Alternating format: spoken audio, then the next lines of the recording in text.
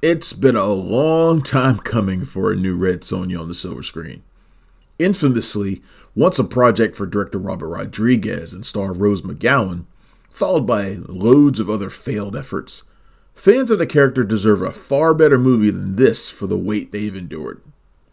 The 1985 movie with Brigitte Nielsen and Arnold Schwarzenegger, it's pretty terrible, even by nostalgia standards.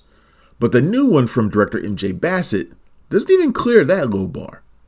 It's a shame because star Matilda Lutz recaptures the passion and physicality of her 2017 breakout role in Vengeance, but doesn't get much in the way of support this time. The chief problem is the same that hampers many of director MJ Bassett's projects. Shoddy production values and a woeful screenplay burden Red Sonja from the start, which could explain why it's only getting a one-night theatrical release before heading to digital. Lutz stars as Sonja and was essentially an origin story for the iconic character inspired by Conan author Robert E. Howard's creation. When we first meet her, she is happily living her life alongside her loyal steed and other woodland creatures composed of kind of crap CGI.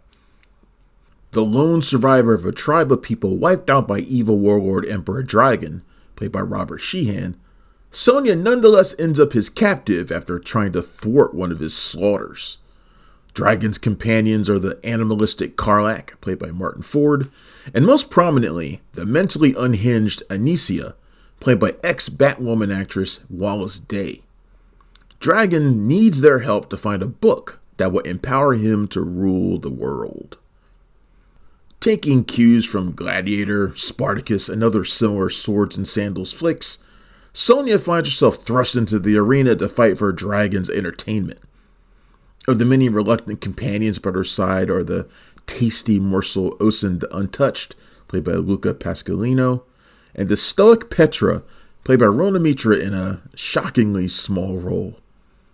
But after a tragic battle against one of her newfound mates, Sonja begins to rally the crowd and the other enslaved fighters to fight back against Dragon's cruelty. Screenwriter Tasha Huo has been a writer on Hollywood's rising star list for a couple of years, but Red Sonja kind of makes you wonder why. Along with cheesy dialogue and a generic storyline, the film wastes time that should have been dedicated to more sword fights with a lame potential romance between Sonja and Hopson, where she teases making him, quote, untouched no more. Not that anyone cares about the script anyway. I mean, let's be honest. Most are going to watch Red Sonja to see Lutz kicking ass in the familiar chainmail bikini. And to be fair, if cleavage is what you're here for, it's in abundance. Sonja doesn't stick with the classic look forever, but she has no problem baring skin, even though one would think a sword-fighting warrior barbarian would kind of want more protection. Seems like it anyway. I've praised some of Bassett's work in the past for making the most out of very little.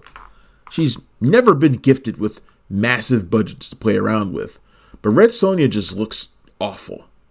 Relying mostly on extreme close-up shots and CGI to hide the cheap backdrops, the film never stands a chance of living up to what such a popular character deserves. That said, the battles themselves are kind of cool, and that's where Bassett gets to show off. A fight with a Cyclops comes across very well, with the creature having a classic, kind of Harryhausen-esque look to it. The climactic battle combines fire and water to create an impressive showdown that makes you wish that Red Sonja just had more tools to work with. As fans of the character know, it could be a long time before this shot comes around again.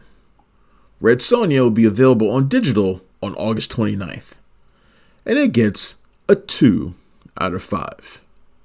Thanks for checking out the show. If you like what we're laying down, please subscribe to our channel and click the bell to receive notifications for all of our latest stuff.